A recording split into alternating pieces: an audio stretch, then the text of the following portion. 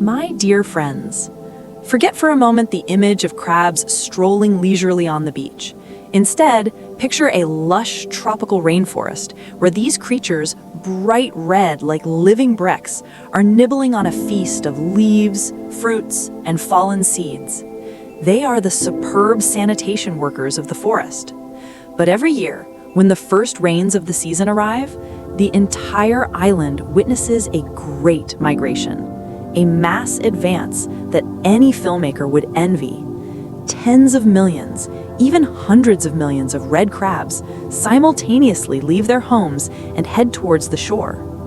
And the question is, why? The reason? It's romantic and yet practically strange.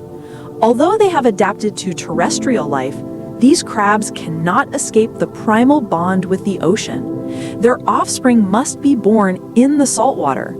Yes, like an evolutionarily rather inconvenient arrangement, they must make a pilgrimage back to the ancestral birthplace just to perpetuate their species.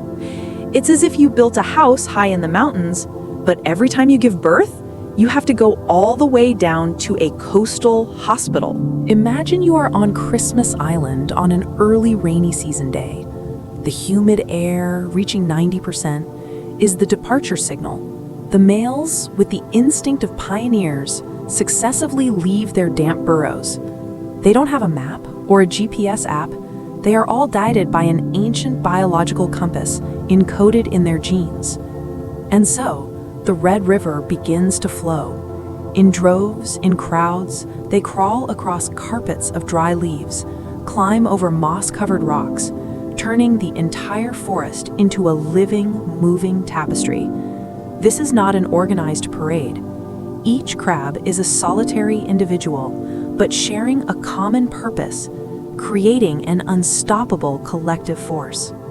However, the path from the deep forest to the sea, though only about 4 to 5 kilometers long, is the longest journey of their lives, because on the way, they must cross the kingdom of humans. If the forest is a natural racetrack, then the asphalt roads, sidewalks, and residential areas are gigantic obstacles. For a crab, crossing a road is like us trying to cross an 8-lane highway at rush hour without an overpass.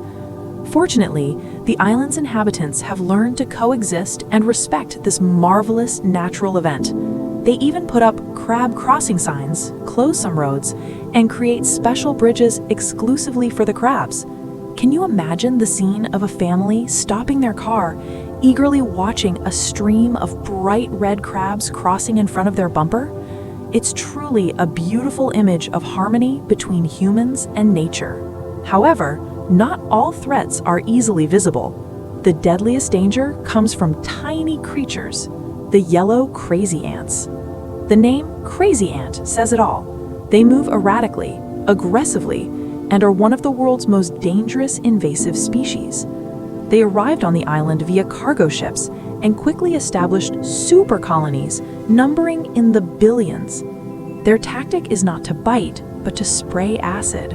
When an unlucky crab strays into ant territory, hundreds of ants immediately swarm over it, spraying formic acid into its eyes and soft joints, blinding and paralyzing the prey.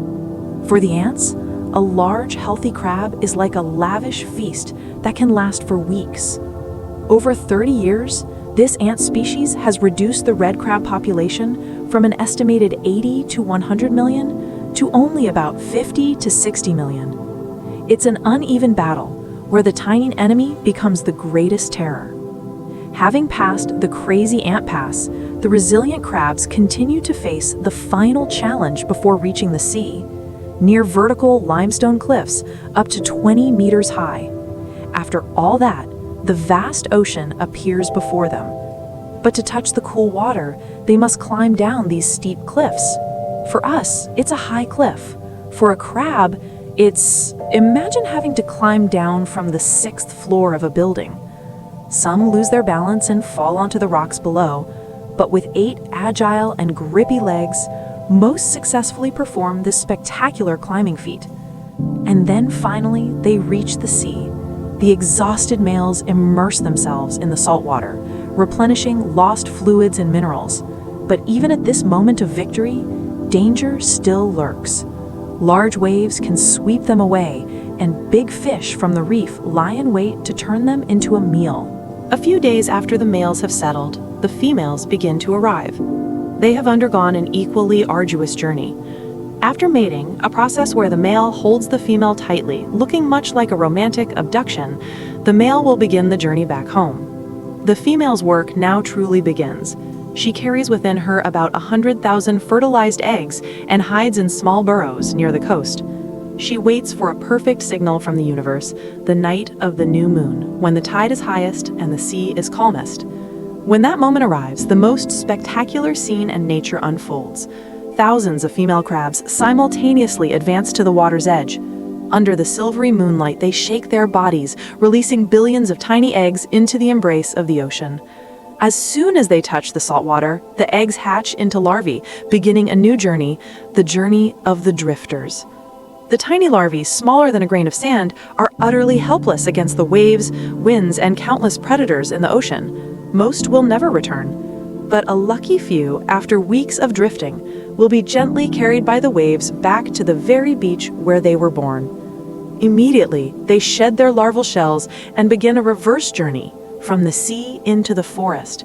These baby crabs are only the size of sesame seeds, but within them burns the instinct to climb upwards into the deep forest.